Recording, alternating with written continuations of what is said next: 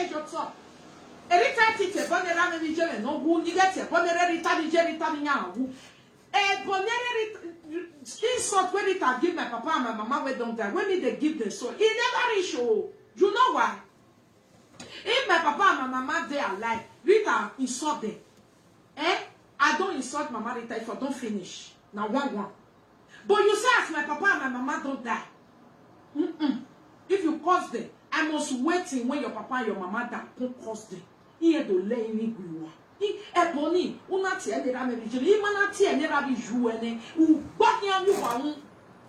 Ijerita, one mention no kokowe. Ewu. Mention Rita ka buhewe. Rita ka buhewe when the Rita lay me go. Ana mi walk out buherita, walk out buheme. Almost ka buheme. Você não quer na ka buheme, walk out me, walk out disene. When now ye do yere. Walk out no way no return back to sender for your head in Jesus name. Monica Tuari Huemuwe. Equemuwe. O Babin way, 4 o'clock you will give a give. Uponumuyo. Uponumuyo, a winning away mamuwe. When we wawachi we yotiku, a gelebege yotiku gulooking. Dog will not make be working.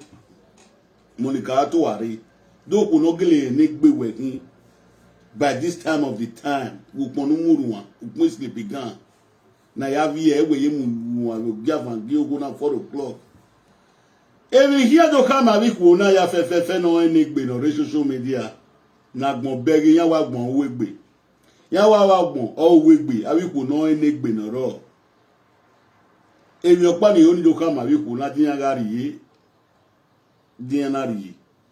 In where I win on the Ariagbe. Where the young Monica to are in where your assisting, away gualo, Emanobuma, a real or your assisting, if ye done over your mobumbe. Uyo assisting only igualikin on us with Potopoto, no, not with Potopoto, your berry, then I igualikin on with Potopoto, your berry. Here, madam, you're working, Nequemu. Mamaya Popo, Maya, where only Dara. Then we do marry. Only Dara. I want to marry only Dara anything when you get. Then we Genania, Oku, working now, Miku, Wamiku.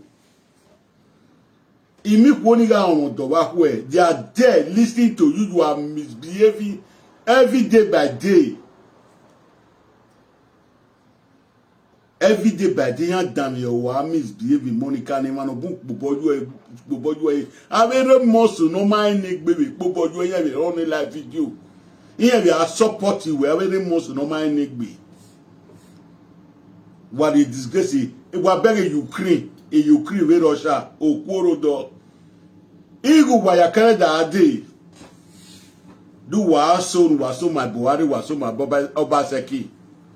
Waro Doni, Otinwaro Doni, do wires if now cry me they go carry the come. Rather Mama Rita, rather Lolo, rather and Anno Jose. One over years school, one of a big platform. You people have big platform to cry to the Nigerian government. Your brothers and your sisters, they are in Russia. The war is against them. The war is against them.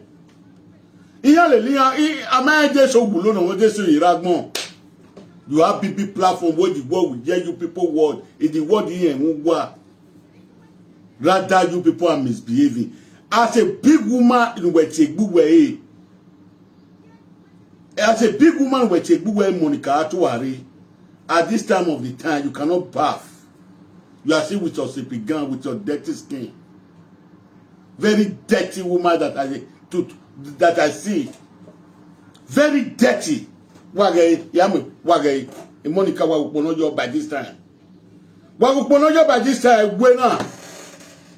If Wagbona give a community, having an 2 year they are total BSD for Obo place. Where they never go clean where they water all of them, so they don't know. I cannot marry type of a woman like you over my dead body. A murals like you. I cannot marry such a woman. Talk on the bear. How shit. Or damn it be. It be ego kuniari webo. Men not they look the woman where they marry for Europe. Men not they look the man where they women so far they get to they get breasts, they get nyash. Now men they marry for Europe. I cannot marry this type of a woman. Not be saying a joke. I better here they say they don't get pocket. Better say they get pocket. My sister Lolo, I beg. I don't want Mona to talk to these people again. I beg. Mona use on a platform, they cry for Nigeria government. Make they go carry our people for house. Make they go carry our people for Russia. When I get big platform, Mona go cry now before two hours. They go hear, the government go hear say, they get people for Russia. They get people for Russia. Make una cry. No man, not mind this one. Dirty pig like you. Mama retire me. Mama retire me. Mama retire me. Mama retire me. Both of your mama, Monica Atuari. You will not do a guys. The bag of rice where your mama the thief for saloon. I make your brother blind. Now make your brother blind for with the cost where your cost and years ago for saloon market. Now make your brother come blind for Europe. So you don't think as you want to go carry your brother, go treat him or go return the cost. Your family have been in cost. I better wait.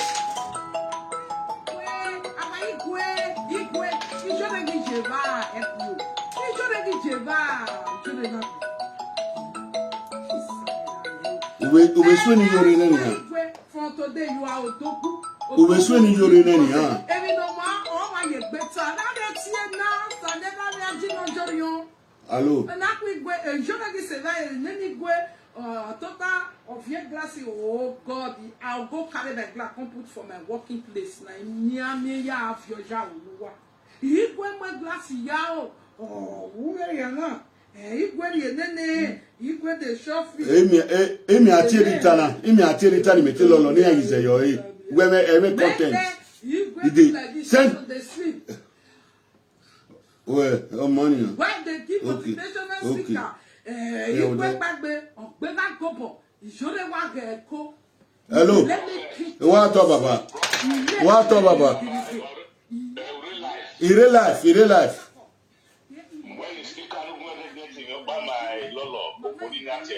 okay. Tama.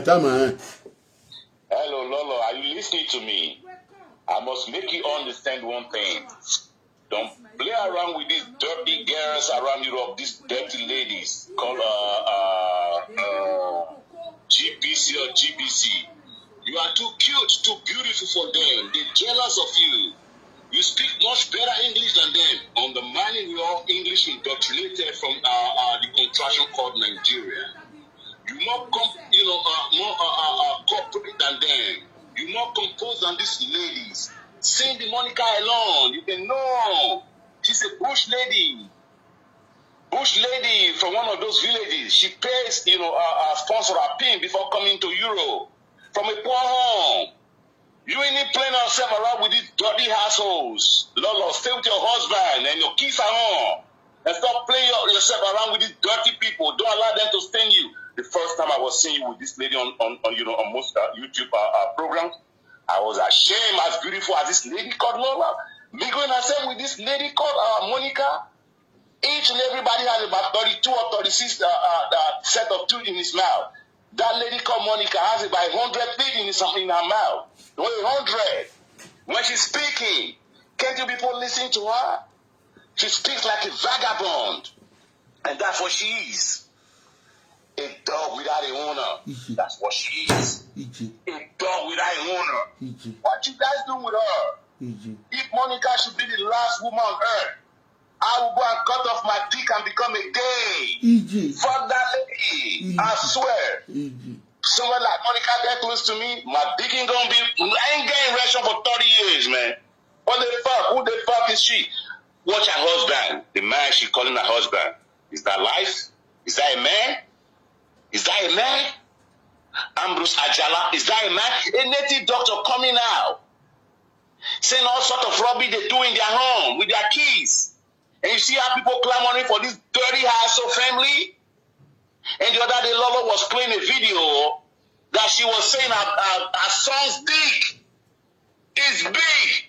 Fuck that. Come to Belgium and do it. I'll jail you forever. I'll pick those kids from you. Come here and try it, nonsense lady. Please, I'm advising all my Edo ladies, Edo women, Edo mothers, those good ones out of them.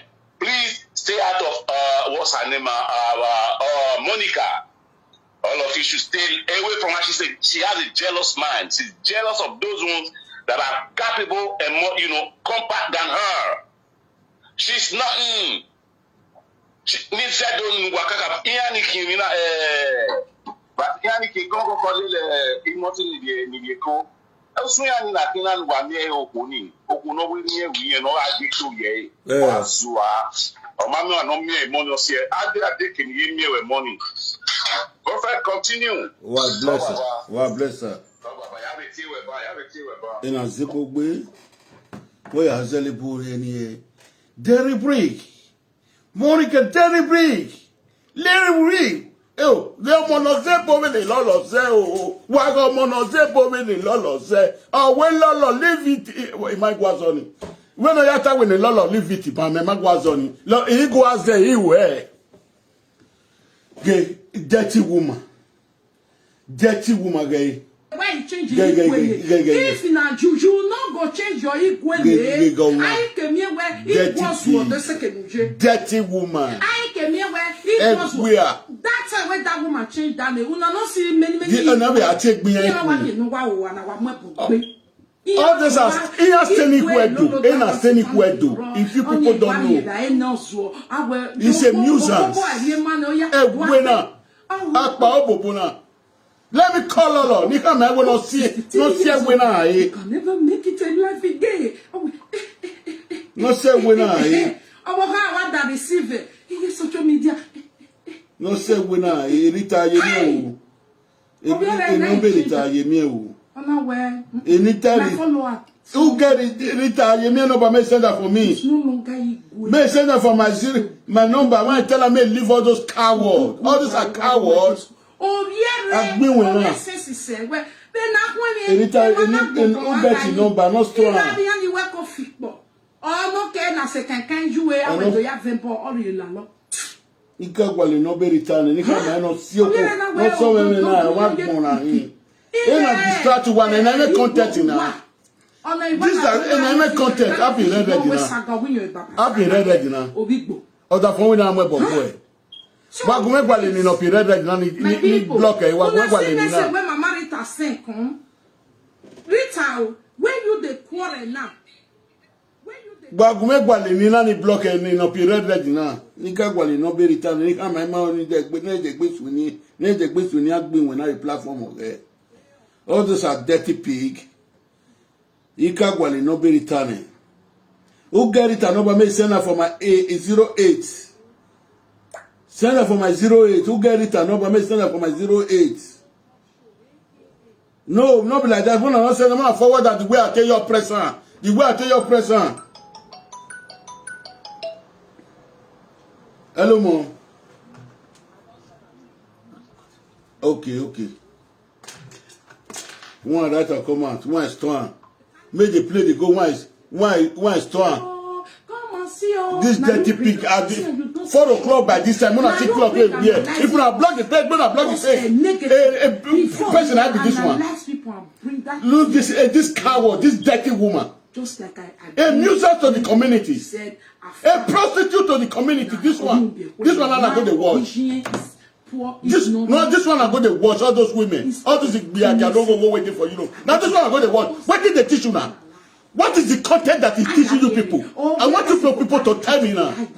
Me in trade, I cannot teach you what is teaching you people. You people are cowards. You people that go to work watching are cowards. You just the community. You start up. No, that's satanic. I just said this 5 days ago. Our people they die for Russia. Our people they die for Ukraine. And they got all of them when get big platform, they misbehave for social media. They don't get content, they don't get what they do. All this are nuisance to the community, to Nigeria community. All this are nuisance to Nigeria community. Our people is dying in Ukraine, dying in Russia. Since 4 days and 5 days. They have people platform, they cannot cry to the government. They are Mama Rita, Iyerita, Iyerita, Iyerita, Iyerita. Ah, Wabuwaya, Ipa Beluwa, Awachawu Babwe. Awachawa Siloko Road. Suzuki no Raika. Achawo Gola. Achawo Gola, Achawo Ruse. They castle no Beritane. Nika, my man, they happy red now. It didn't win. Wagwele nini no pirere ni. Wagwele nini block eh. Nika gwele ni nika store no Beritane. Nika gmone. Nika gmone. Nika mo yo no pene. So wetin Rita come dey cry for say mami je we ni bogo swear ni bogo ijo we ike gi un gie ma no tie boni yen ni ba bo na fia kun lele because e ma tie boni wo mo e la dia the time when you are Ojo Love get problem there is a way you would have solved that problem amicable the way Frank I was soon back I was soon the way Frank I was soon tete do you Frank Awosu na come here e won zo onu meni ona mi o fe ko ya we omo do eyeri yen bi jin so what you dey cause Frank now if Frank come out late for you later now if Frank come out now for you don't say Frank don't start if Frank come out later now come dey abuse you now don't say Frank don't start coward woman dirty woman 6 o'clock when you wear 4 o'clock in the afternoon, you never bath this morning. I should do live videos since yesterday na Monica Atuari. Till now you never bath. If you be woman when you don't bath, since yesterday when you do live video for night, you know if you wear this time by 4 o'clock this time. You know if you wear this one by 4 o'clock this time, by this time, if you are correct, if all these are moves out of the Nigerian community, all those are coward. You they take yourself, they describe Lolo. You they take yourself, they describe. I see some foolish men for live video where they see the support now. Some foolish men where they see the support now, and they bar for them. You understand me so? When I first saw this number. So one first this number. Right. Who get Lolo number? Make send that for me. Who get Lolo number? Make send that for me. Not be only you want. There's social media. Start to the pay people matters. Good evening, happy Sunday, my people. One day, when they say one day, I don't know how to use my mouth to run. Never. Wow, well. Talk about it in any bad way. Wow, you're horrible. My woman, say they play victim. Okay. Okay, see this one where they talk now. Say, he no get time where he don't ever take talk to Kate. In as much as not be Kate go carry mama. My people, Rita no know carry mama. I am you done. Oh my no mu share. He me ye no. Abi maybe I don't watch Ojo Love beginning to the end. Ojo Love get in place where you for talk say people plan I don't watch it since then. I don't look there since then. All those coward women, all those useless women will come from those states. All those ashawo kobo. All those pikin wey mama not train, like Monica Atuari, like Suzuki. How they will be. They don't get content. They don't get what they produce for live video. And they look all of them. Then they misbehave. Kill your papa, kill your mama, now they see for their hand. Kill your papa, kill your mama, now they see for hand. Me no come. Me come deal with all of una. I come. Now we want start the matter. Because inside December, they tell me, I say, I go come give una advice for general. I come quiet. I don't give una advice. I want look all of una so how they behave. Whether I go change by myself. Since una not change. We go naked now. We go naked for the whole world, make them see. We will see who the craze for the social media. We will see who the craze. I acquired the look now. This one at the 3rd month for this year. Inside December, I tell them, I say, I'll call advice for January. Now, I expect me not come. I want to call to know how to behave. See, dirty woman. By this time, 4 o'clock in the afternoon. Who sent the day for London now? People were there for London. The time we the day for that, I'm going to help me write them for you. Mona help me write her for your time when they did for London. I mean, Mona help me write her for here. But this time, Monica to arena over bath. Girl, when they take they see they sleep, by now they carry, now weird, dirty pig. I've been went down. Wait till be the time, they not write her for me. Time when I did for London, Mona write her for me. I know the time when I did for London. Mona write her for me. Mona write the time when I did for London. I know the time when I did. I've been, I have did done. I've weird. All those foolish women will come from those states. Where papa not train, where mama not train. I will be. I see some men where they stupid for live video. They get BB platform. Our people they die for Ukraine. Our people they die for Russia. Since 4 days. And they look all of them. In winning Lolo, no agbu wa un. In winning Monica agbu. In winning return agbu wa un. I will be. When I call it a first.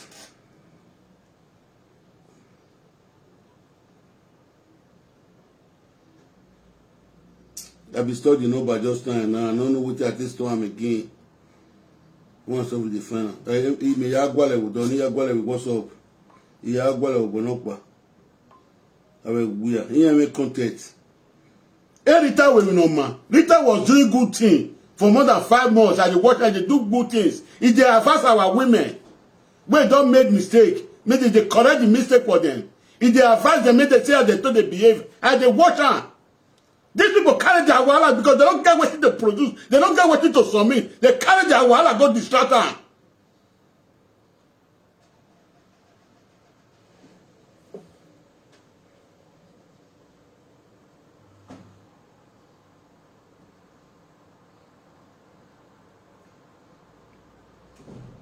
Move on press I like your team. Move on the press I like your team. Move the list first. Before I find it a number. Move on the press I like your team.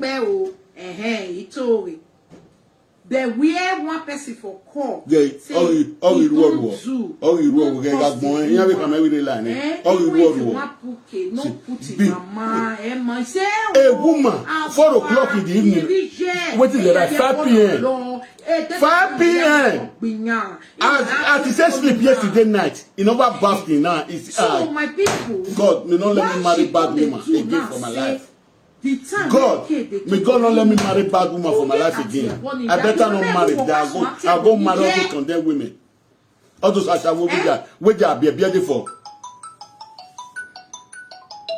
Thank you. Say as I find for free. Now my new cream. I'm going to introduce them very, very soon. That they try me and check and say yes. They promote all stuff for free. You can see my face now. Hello, Mama. My people, una day here, please write my number, me a pinna.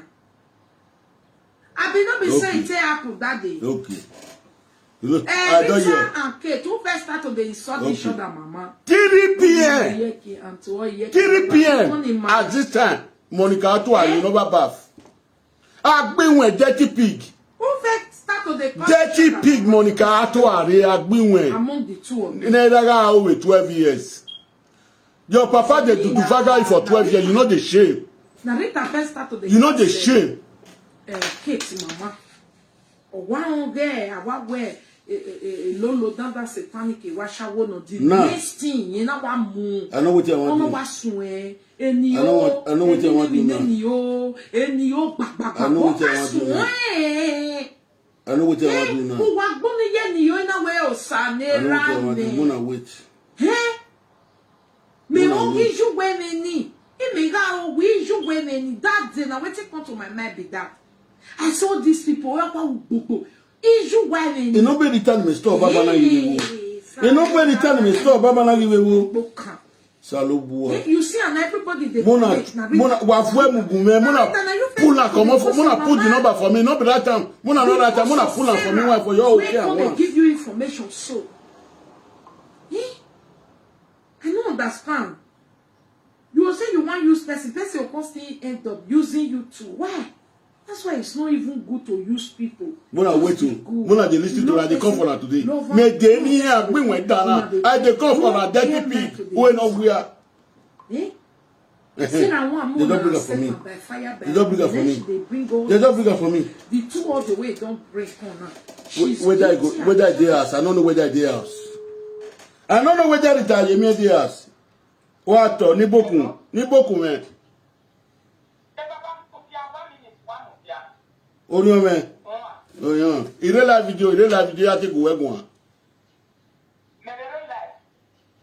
Ya se ti ku wegun a. La wo aba gbinwe na.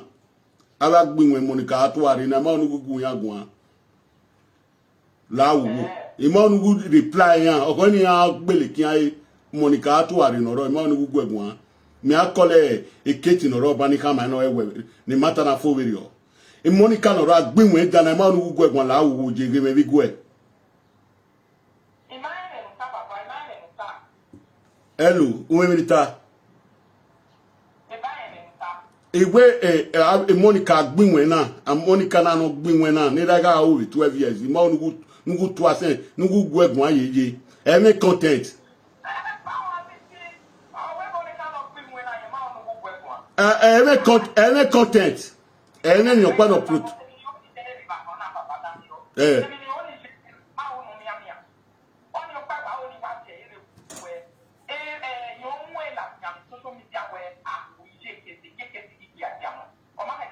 Damio, imegi chiwe nana. Mama.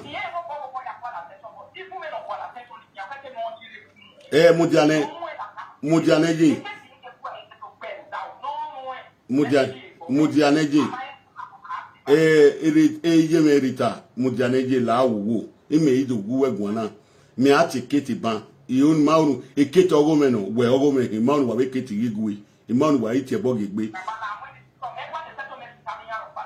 Yeah, but he make it to him where was settle to work while settlement. Imi ain't that again why we were, but a Monica no revenue content has been went down. 4 o'clock he will give a give. 4 o'clock he will give a give on a sleepy gun. I have a nation. Always like video net, been as my whoever like one had been went down.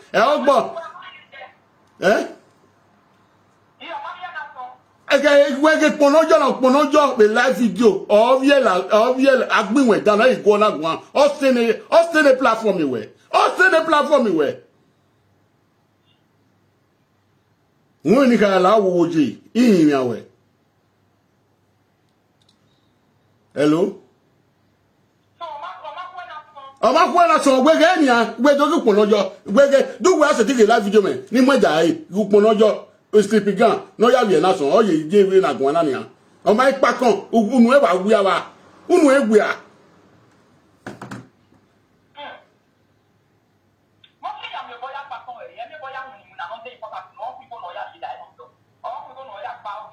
e gbon fi oda fún e ya re London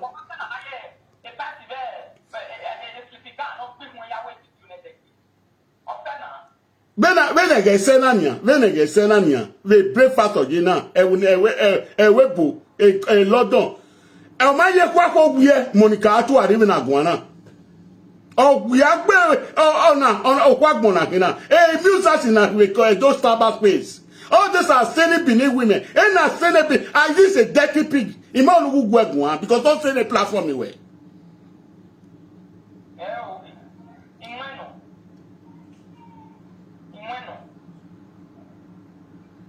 La wo go. Ima dure life imagine na dure life imagine. Oh iya, o ko gbe Monica to area.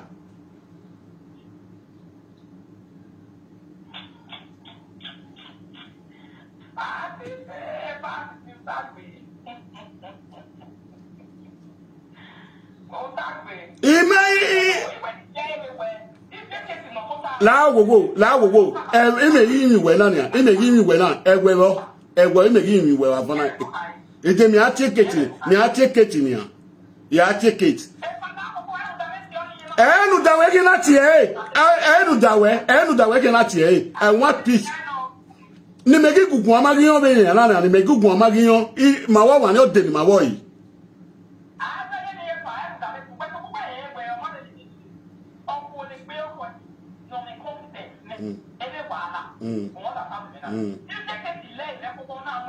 Oni se Damio EJ Damio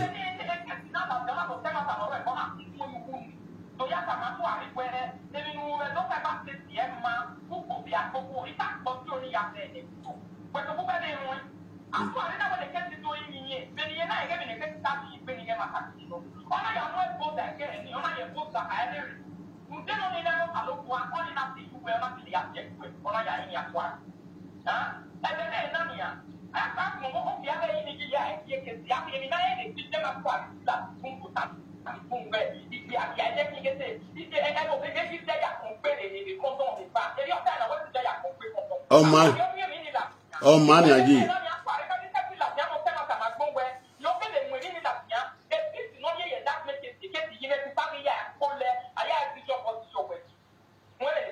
Oh mania. Okay, Kate, no do. Make am winning. Me at here by Kate again.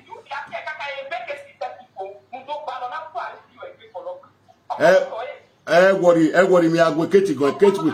Yeah, go Kate go Kate we understand me. Yeah, go Kate go Kate we understand me. Where worry? Hey, we Monica go agbe when no my kwa be 2 4 o'clock we go give back go now. No we can dey gbe my pu. Only we are here later lo. Somebody said, don't stay your platform with a matter, please focus on your goal. Hey, Abby, I follow Abby. Ima no gbeli kiae, ima nu guze yo no gbeli kiae, ima nu guze yo Ge azu o ba ni. Any content.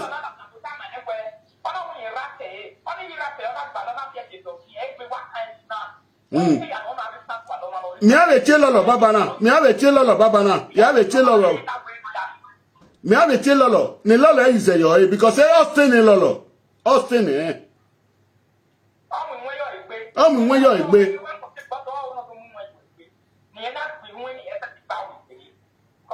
Wesi, Oma. Ni no be kiti wo. No be kit. No be kit. Black beauty. Black beauty. Iyo do ye keti yakin no we me. What that la dia mo ga je me te gbo ma won de mi ati ya toast ese.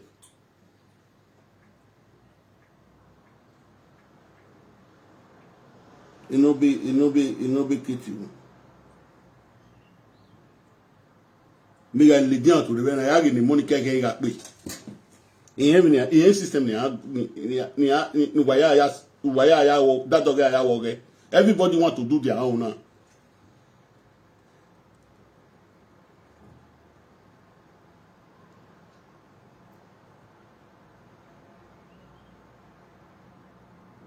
Agbinwe dan foolish woman ge 4 o'clock o ma ye ku e ge 4 o'clock o ma ye ku e ge sleep gan do wa block page na wa ge agbinwe wa go ma ji e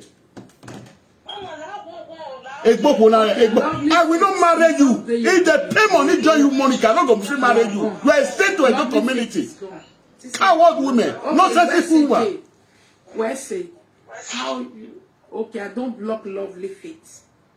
So now you be they ask for my number, you want to call me. You go, me, you go come. Me. Who are calling me the phone? Who are me for what? What's it? Bonnie, don't down. No be fit you, no be kit you. We don't know. Doesn't you so no one who was swine for no be kit you. This is the problem. If I start the number, I don't know the number when I just told. Very lousy man, nada. It's not good. Retero, no spreading social media with lie. Go see your friend now. It don't become audio way of lie of social media. Lie up and down. You say somebody mama sing. Say na bad mama. Neni ye kate mi ayin mi baba no mwezo fo a. Mi ayin mi neni ye kate no mwezo fo ani a. We ri yan no te bo ni ye. E to wa bi ate bo ni je kete ona si wa dan wa. Wa ma le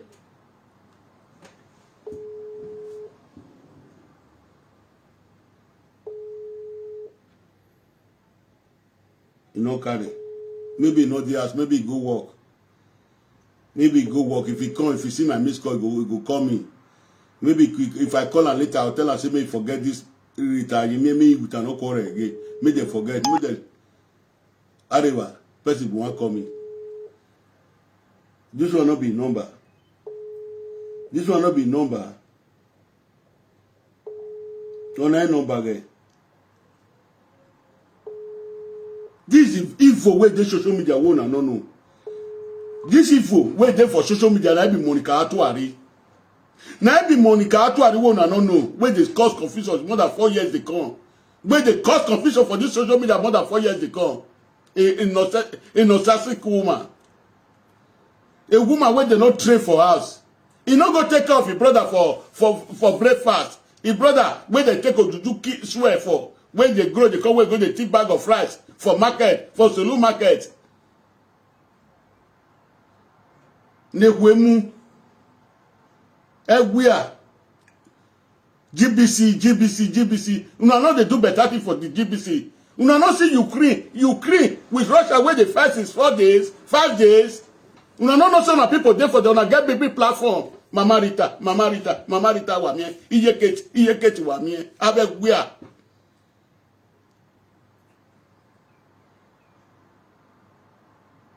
Nehuena muwa. Mona share the video, make the video go viral. Make una share, make it go viral. What appear like your thing? What appear the incantation bet? Have you quote down? He come here where ya bunyare, ya owo you know. Not do yet be man, not do buy man. What disgrace if you do dedegbe? What disgrace if you do dedegbe? Imagine na munu wa wa fa no ma fo to. Imagine wa si no ma doyo. Imagine wa cook. LOJ. Yeah. Ide yati eba, yati bubu buyo.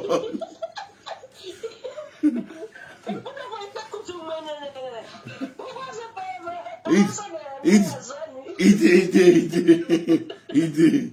Oma. Ofuna why do you get you better? This time not for to laugh. This time not for laugh. I will go down. Yam go no what yam yaria since more than 4 years.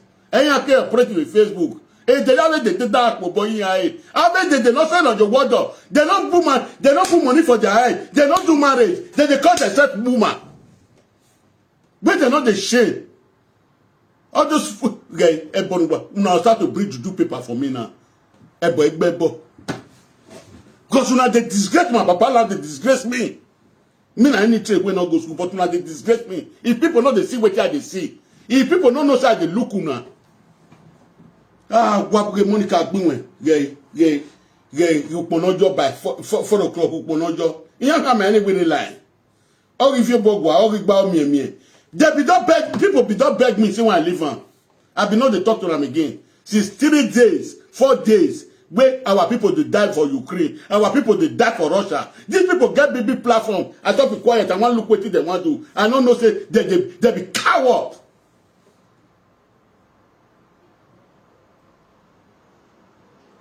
They be coward.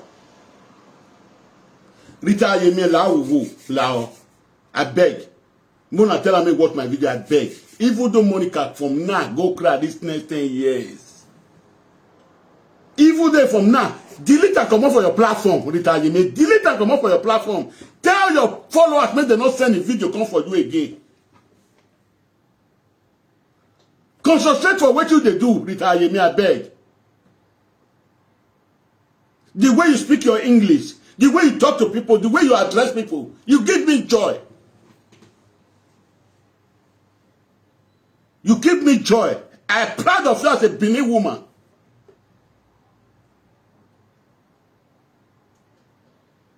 Before we see a Benin woman like you that can talk the way you talk in public to address the public, it's not surplus. It's not surplus. The way you talking, the way you address people they want to change your catality. They want to change your catality. Don't let them change your category. A man knows it, but I win a man in the betty. No, the gume do have a say. The gume retaliate gwa ebonuga asene retaliate rezebo. Maybe ebonuga asene retaliate we understand your English more than me.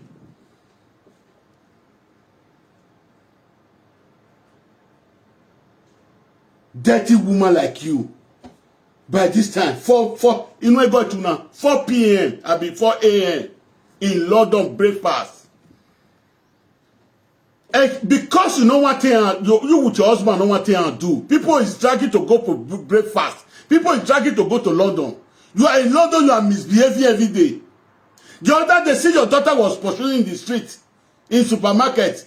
Your daughter said you to show, she's not mommy. I was ashamed of you as a mother. I was ashamed of you, Monica, as a mother. When you were commenting inside the supermarket, your daughter said you are making noise in the supermarket. How much social media they give you now?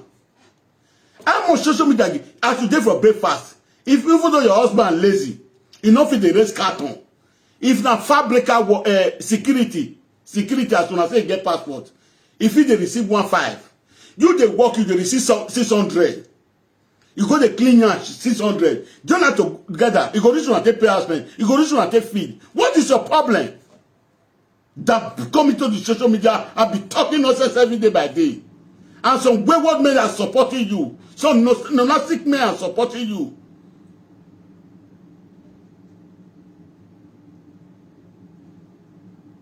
Ikamu wane ukpona na la na. Ogbe sineki go dey run. Who dey kiss sineki go dey run? Me wegbe yo. Me unu na. If I hold you for 1 month, you go pick race. If I hold you for 2 months, you go pick race. Ah wabuwa. Avi gbi agadan. Una biebie for 2 way. E dey for Izobo place. E dey for Utete na get big place. Since 20 something years. Una no go claim am. The juju na dey worry una so. Now you say me cannot a ball. Baba say me they not pay again. Baba no follow you go there, go drop your BS for our weapon.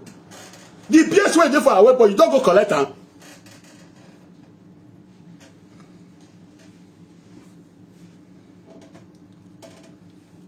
You need to call a nebo kunekui.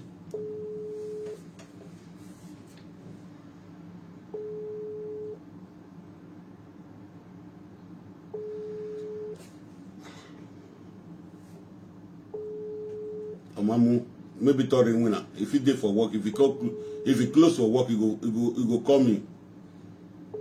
When I send voice to message to her. Nibo kunije, ne ere wa toji me. Me no prophet Atiti the new generation. Adewuna so wala mi message me la tra no ti me oni go egun. Wa to obuje me do wa o for egbe no ma.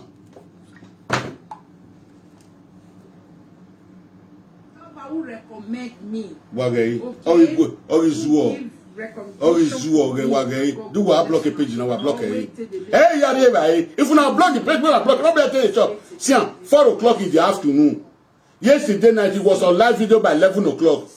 Or video with live.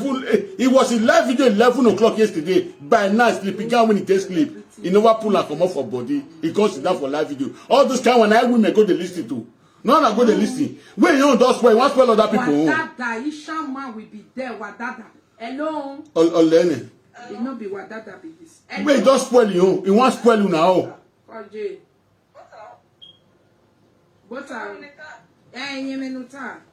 Anyone come out for that, they follow them, they come out. Anyone come out 1 month now, 1 day for us. 1 month. We finish it. I mean, we are. People they die for Ukraine 5 days, 6 days. They die for Russia where people wait they get. Okay. And they look all of now people will get big platform. Where they shot, where the government go here. In winning 5 cents, 10 cents, move with social media. Where I got 5 cents. Who are you page? This one where they talk, get almost 5 page. Monica get almost 5 page. Where yes, our people they die for Nigeria, for Russia, they die for Russia. He get almost 5 page, Monica. He not fit shot for 2 weeks for our government. He defend 10 cents. 10 cents. 10 cents where they want get, we want to feed the husband. We want to buy go for your husband. Woman when he sleep yesterday. By 11 o'clock, and maybe 2 o'clock, he never sleep. 2 o'clock, he never sleep because as he finish that live video, he with the husband go smoke. They go sit down, they smoke. Before they smoke, before the body of the man go get up, if he go get up, he go reach around 4 o'clock. As he fought in daybreak now, he never back when I say at 4 o'clock in the afternoon. When I see what is here, never.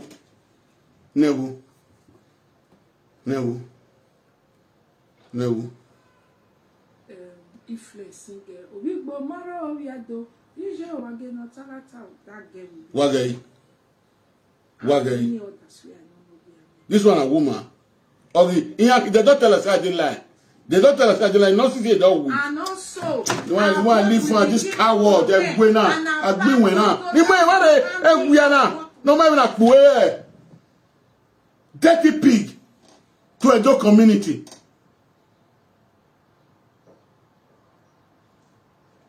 Now the man will go film marry you soon. I marry you. Person like me, I cannot put you for house.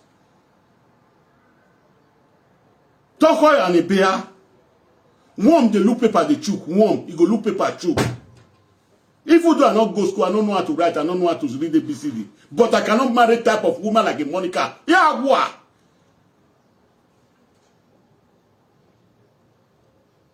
I have musicians in now, railway bona. I have musicians in now. Go to do the worry. They are BS waiting for native daughter place. They never go collect us since 20-something years. They are BS where they live for native daughter place in black. They one waiting for their body done white. The BS where they live for native daughter place is they black. The one waiting for their body white. They never go collect and make they come take and join and say, if you two a very now. Be a beer when he dey for both place. I go take and touch am. If you two a very now. If you two a very now. If we have a fear na yowa. Now, man, they put out this one for house. Waya zaga. Man, it didn't waya ya gbon kan wa. In winner, we don't win. I'm just coming. It's just the beginning. The work I come for, I'm coming for it. This generation of Asha, we will have to wipe it away. New generation. Now, generation of Asha will do. So, if we continue, our picking way they come, they will work past this one. I don't want to be worst.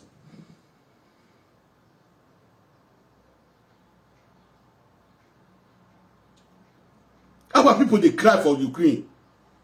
I know how many of our people for Russia don't come in since 4 days. They for a side bush, they run, they go. They say, we'll cry to our government too. More cry to our government. People, some don't die for inside. All these people get big platform. Monica get almost 6 platform. He get almost 6 platform. Bush Lion get almost 5 platform. Ajekpako, that one. Only waka Ajekpako no only one. Every Suzuki no raika.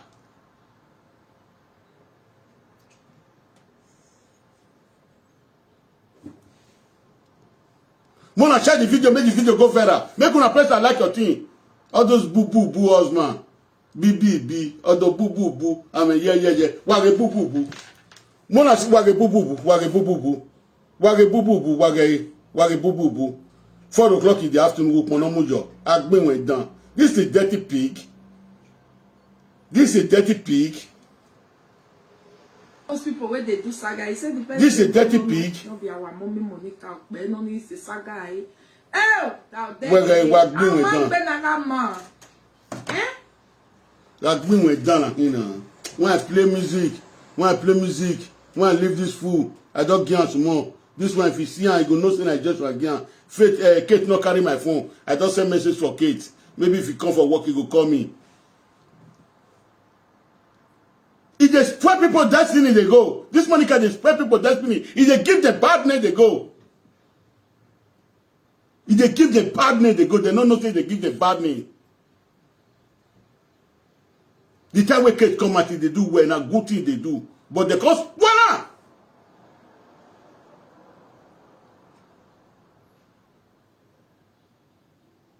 Felicia Agbomade no wa agbon un dan igbofo igbu e asawo kobo Felicia Agbomade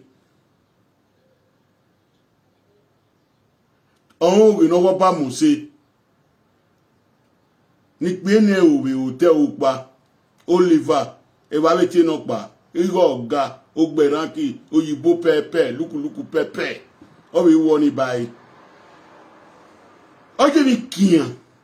Sumo ashawo. That one I be sumo ashawo. Sumo ashawo they will make kekere. Oh na lie the day. Prick wey don enter tutu. Felix Agmamari.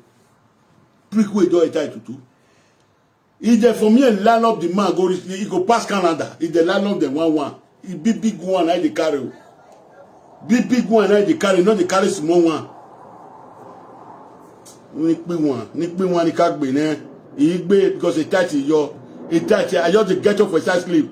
I just run get up when I just say he 6 years he days. He sleep when he never watch to twice they talk so he never watch to two. 11 o'clock when he did lie yesterday night. Now I take quarrel with him. He not bath now, he just come online. With that all you do agbin muselu. Agbin won uselu. Agbin won uselu. O wa wo to we no wa na.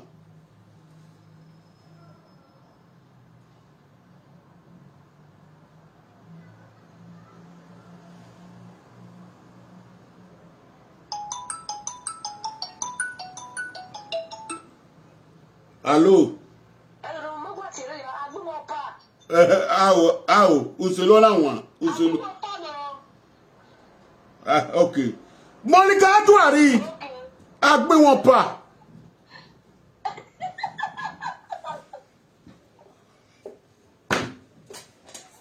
Dirty pig. Elede no gbe won. Agbe won re. Sumeli Monica. Sumeli Monica. Odo bu ami ye. Imam no wa yoko wa 4 o'clock. Owoba where they call itself Ghana woman. 4 o'clock you never bath. Mona see 4 o'clock now never bath. Woman I did this one. Dirty pig. Woman go there for my 6 o'clock. Hello. Check your WhatsApp. Give us your simple number. Check your WhatsApp. Okay, one check on.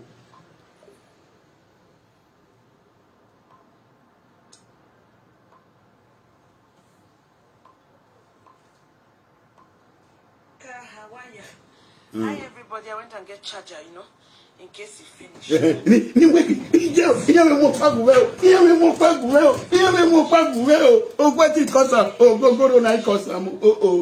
are about to see next will shockalize you. When I share the video, make una the press I like your thing. Make una the press I like your thing. Make una the press I like your thing. If una not press I like your thing, I not show this video now. I not show na this video. Make una the press I like your thing. What do you get? Agbin when na hina ni. Wanna look am. How are ya? Hi everybody, I went and get charger, in case he finished. Yes. See, Welcome everybody. This drunkard. Please invite people, share this drunkard, this dirty pig. Share it. This drunkard. Nana they say Nana going to clap and follow. You would shockalize you. This drunkard. Shockalize you. Yes. Mona look at this drunkard. Nana they clap and follow. Look at Waga. Agbin we na. We are now. Get Waga. Oh. Waga Agbin we down. Can you guys hear me? If you can hear me, say I can hear you. I don't know. Agbin we down. Why Akpo bolele? Agbin we down. Why Akpo bolele? Awi ko down. Awi ko down. Some women go to call me. Oh, this dirty pig. Nana they tell me say this useless carbohydrate. This useless carbohydrate. Nana go to tell me say leave him. He my house when now. We want to start this saga again 1 month and not to go work. 1 month. Who are you? You all line. Not be all the old women at the castle. Now, these GBC people, Mona not they quote me wrong. GBC people, where they give our women disgrace for Europe, that they give our women their name. They give our women their name. They fool our women. What did they present for live video? We don't know for them. What did they present? Mona can't tell me what did they present. Mona can't tell me. I think Nika be topic ye too ni una. Nika be topic ye show ni una ne. Nika be topic ne.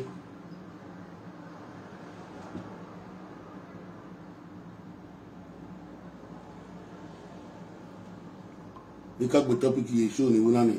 I dey come and put up one other topic for this my show when I dey do so.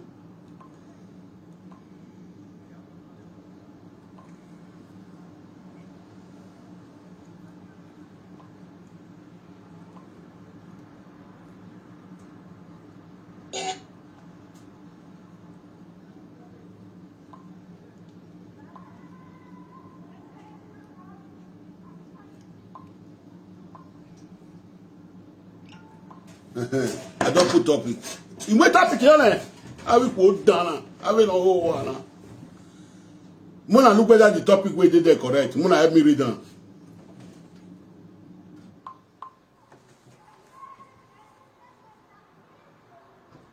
When I play the video finish. Mona share the video. Mona press I like your thing. Wage boo boo boo. Wa do go do. I'm a boo boo boo. Na wa when me do. Egbe na wa when me do you wa. Yeah, they know they go market 2 times, they not see something buy. Me no fit marry this. All this kind one, they are gang. Any woman where they call Monica to worry. Where belong to where they watch Monica, not be married for house. Because evil don't dey for a mind, we want to kill me. That woman, evil don't dey for a mind, we want to kill me. Because they be my enemy. Before this life will finish, they be my enemy. They disgrace our women. They disgrace our land. For Russia, our people they die every day now. When they take throw two more bomb, now they throw 2 more bomb. If you finish for that side, na Nigeria the war won't happen last. Na Nigeria won't happen. If you never know. They get big platform. The whole world they look them. The whole world they look all those go. The whole world they look them the way they misbehave. This kind of woman, none see the clap and follow. Mona see disgrace when he enter her body. Mona see disgrace when he enter. How are you? Mona see disgrace when when enter body. I went and get charger, you know. Mona see disgrace when enter body. Mona look at. Yes. Mona see disgrace when enter body. Mona see, hey, Odun Zwekula wow. Odun Zwekula wow. Odun Zwekula Monica Atuari. Odun Zwekela. Odun Zwekela wow. Odun Zwekela wow. Yesterday. Yesterday on Saturday. Everybody is in pain right now. Can you hear me? I don't know if he's talking or not.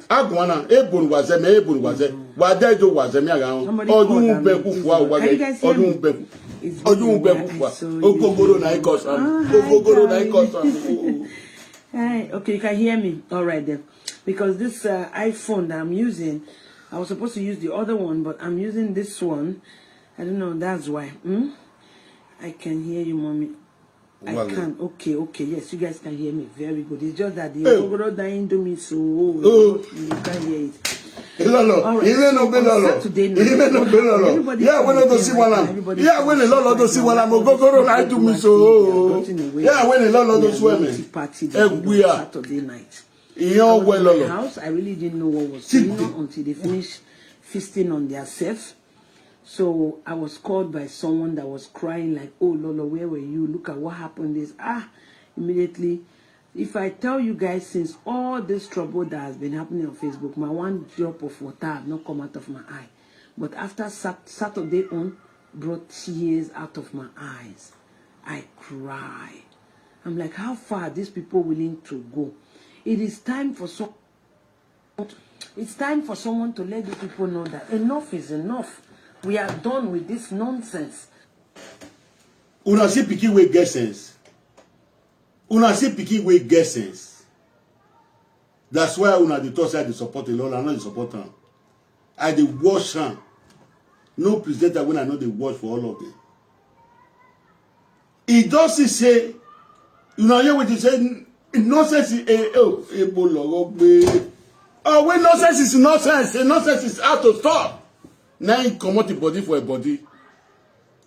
Now you come out the body for a body. Now bad thing that kind pikin do. Pikin when they do bad, you know say na bad they do. Can't come out for bad. That one I be good pikin.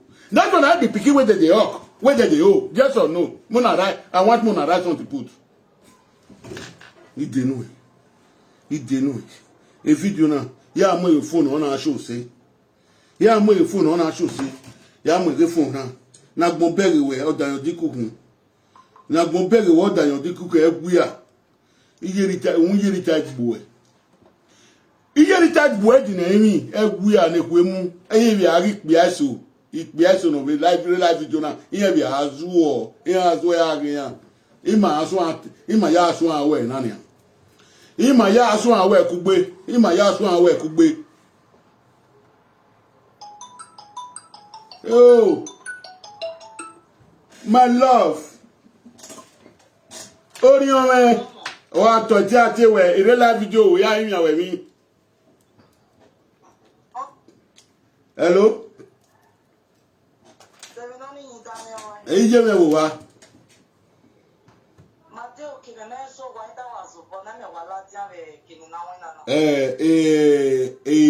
o wa verita the many mi no really sunu kege ni ya di ihunu wa mwezo fo wa verita iti ene ibe gwegun mi na we beti we imanu wa we gwi we ogumohin irita ogomeno kere da di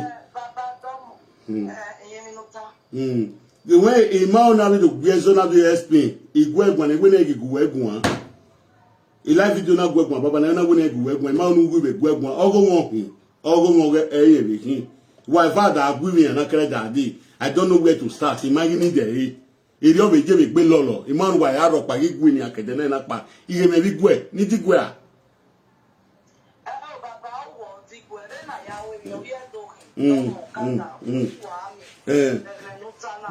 Damio gume mujane ije mereba DJ mereba ni to be me mi ije me una giso wabania imani the explanation la wuji una giso wabania yo ni to be me digwe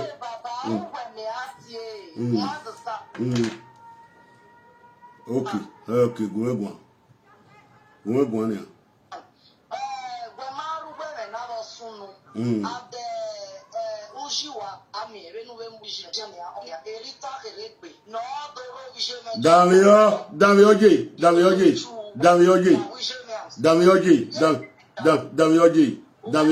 Damioji iya waru ifaga agui aru ya na agui no gas wa wa dolo ije mere ba ije me ga riba mo phone ije me ni mo ye video call ni digu eni yin ya no mo so fo okay o mania we guys so wa Damio we guys so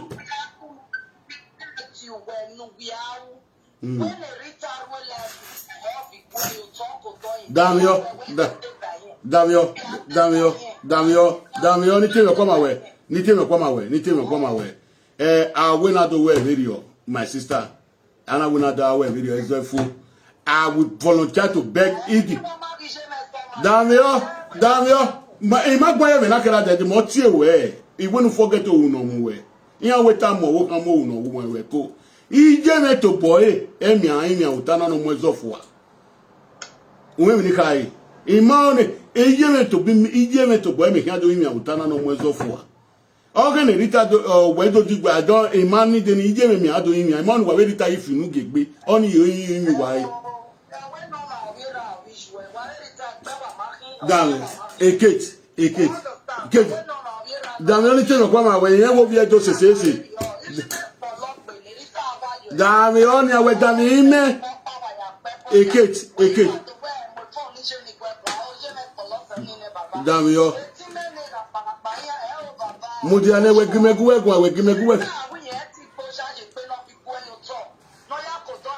Mudia ni te me kwa ma we Mudia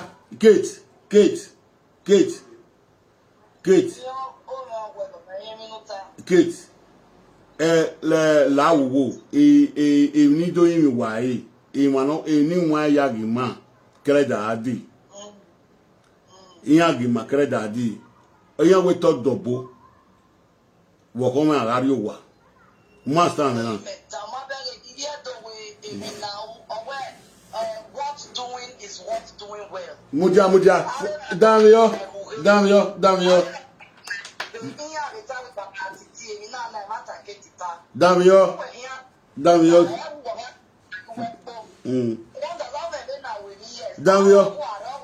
Davio, evini yoni u na hin. Davio, evini yoni u na hin. Evini yoni u. Uri egeme yawe. Ijwe no, iye weto dawe. Even have muju, even a garo you wear, you have a robe you get. So, evini yoni u.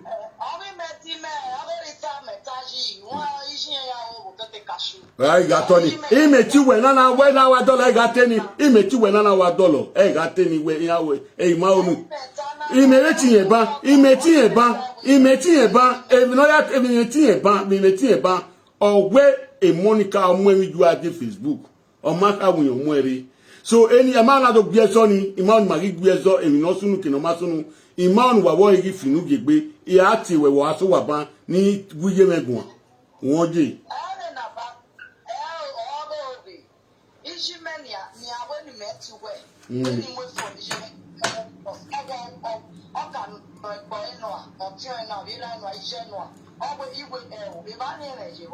we are so why we are so welcome prophet Atiti got here prophet Atiti the new generation got here or amen if you back boy me or why me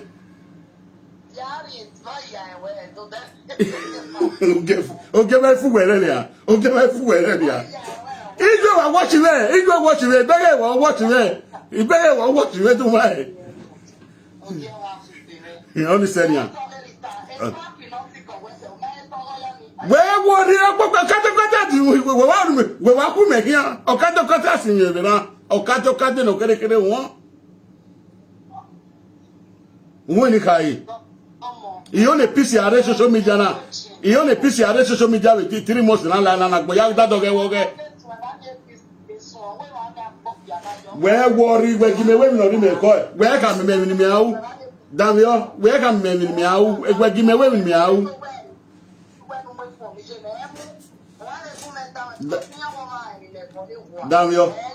Davio we get Davio imenia we Davio ime asa live video me na ti you we was pe me tete you we tete the argument go live video asa live video me na ti we na live video please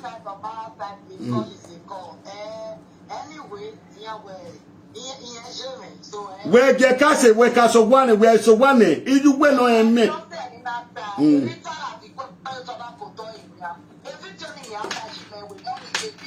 where worry kere Davio na me la mata na kere asio si aden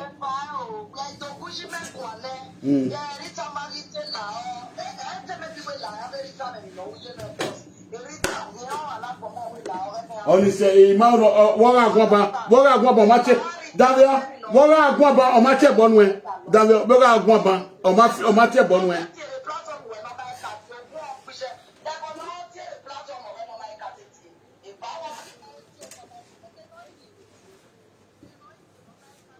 Davio gumegu egun we agumegu ime na Davio we agumegu ime na we agumegu do we agumegu yo imanu guti ebo imanu anybody giti ebo Davio imanu anybody giti ebo we agumegu ime na just or no ewa sogwa oya sogwa oni ka guje megwan na ka enu nuje me ya guje megwan na guje megwan I will see cut of you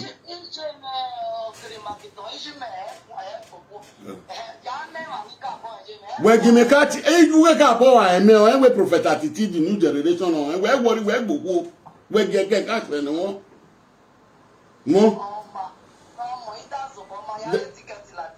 de go na so wa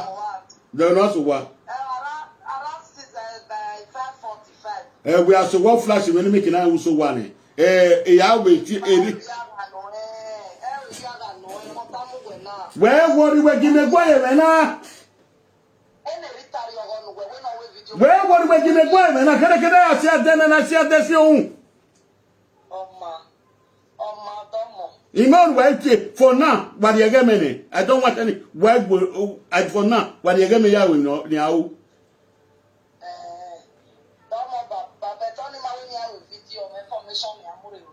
information I wa la dia o wa mu me una la jan o wa mu me una la jan o wa mu me baba to mo wa we ya na But where you la Diana we give me we no me ko we ala jo wa mu me.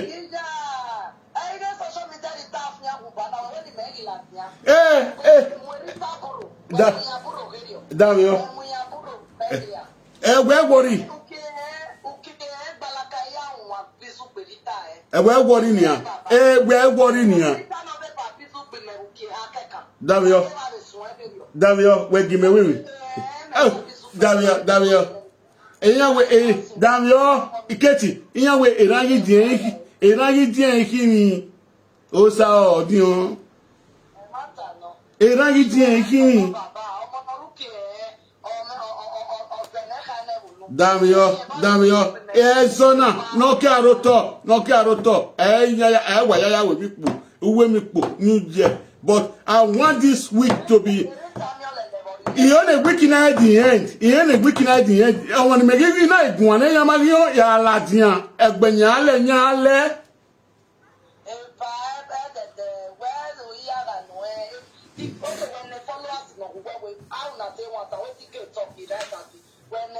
Followers. My followers. When I followers in the Yarok Patabi.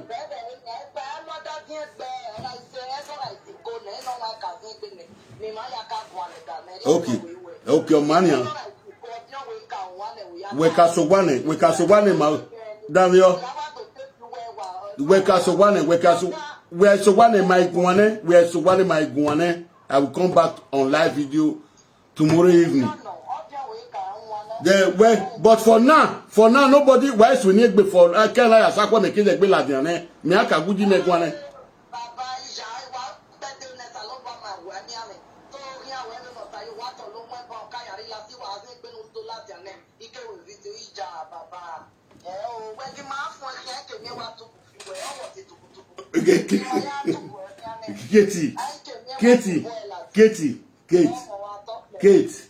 Kate, when meji I doing in me we nania in me na me we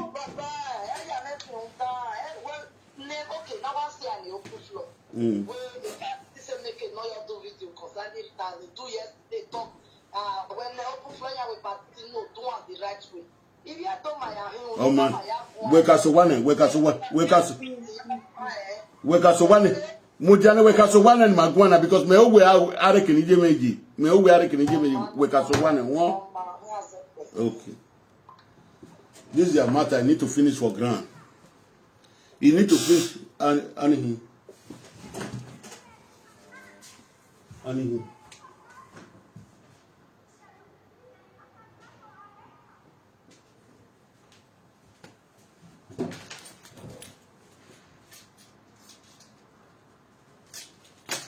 I be wanna wait to it be like say the press bell whether I get letter or no.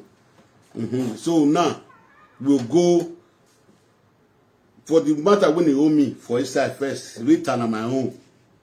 Kate na my own. Lolo na my own. I don't want me to the quarrel, me to the sort yourself again. Me everybody face their own. The person with the spread social media, not be say I don't know person with the spread social media. I know Anna Monica Atu are the spread social media. Na Monica Atu are be the evil with the social media. I know am.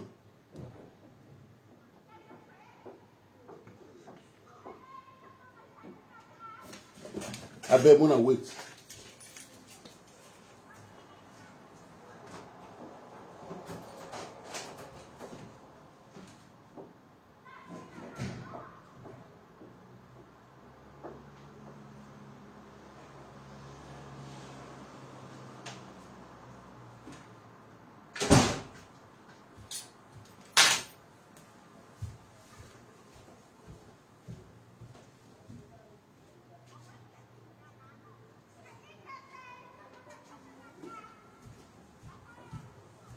I bet.